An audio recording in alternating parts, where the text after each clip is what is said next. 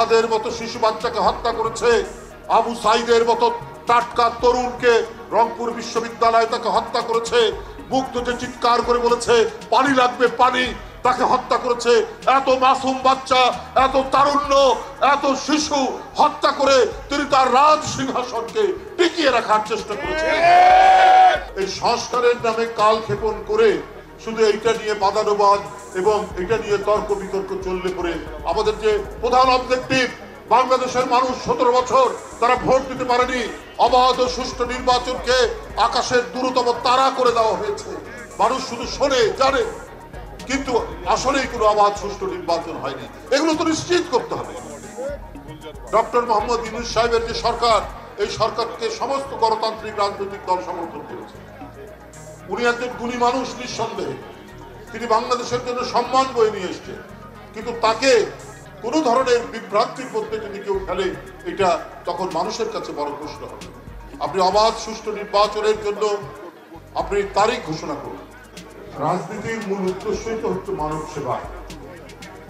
জিয়াউর রহমান স্বেচ্ছাশ্রমের ভিত্তিতে তিনি যুবকদেরকে, ছাত্রদেরকে খাল কাটার কর্মসূচিতে, গণশিক্ষার কর্মসূচিতে অংশগ্রহণ করে অত্যন্ত অল্প সময়ের মধ্যে একটি জাতিকে আত্মনির্ভরশীল জাতি হিসেবে প্রতিষ্ঠিত করেছে।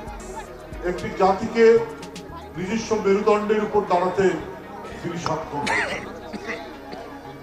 এই যে আওয়ামী লীগ, পতিত আওয়ামী লীগ সেদিন কত কথা বলেছে যে জিয়াউর রহমান খাল কেটে কুমির আনবে, এই কথা বলেছিল সেদিন আওয়ামী লীগের যারা নেতা ছিল। কিন্তু খাল কেটে কুমির নয়, খাল কেটে যে চাল উৎপাদন হয়েছে সেটা বিদেশে রপ্তানি করেছিলেন জিয়াউর রহমান। আর আওয়ামী লীগের ৭২ থেকে ৭৫ এটা ছিল ক্ষুধা, দারিদ্র, দুর্ভিক্ষ এবং মেয়েদের জাল পরে লজ্জা নিবারণ করার সেই ইতিহাস। আমি ওদিকে আর এগোতে চাচ্ছি না।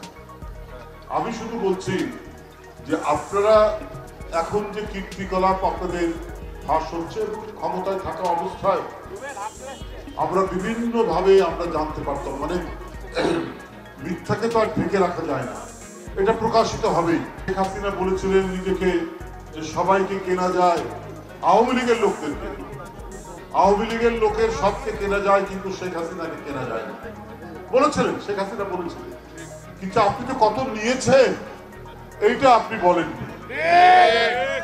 আপনার সময় মা তার সন্তান বিক্রি করেছে, আপনার সময় পরিবারে কি বলে পার্বত্য চট্টগ্রামে আমরা দেখছি প্রকাশ্য বাজারে গিয়ে তার শিশু সন্তানকে বিক্রি করতে। আপনি মানুষকে ভাতের কথা বলেন? আপনার ভাত, আপনার গণতন্ত্র, এটা আপনার সংজ্ঞার মধ্যে পড়ে।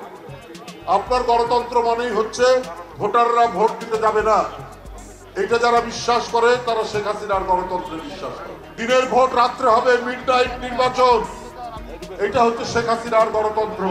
শেখ হাসিনার গণতন্ত্র হচ্ছে বিরোধী দলকে নির্বাচনের সময় সবকে জেলের মধ্যে ঢুকিয়ে রাখা।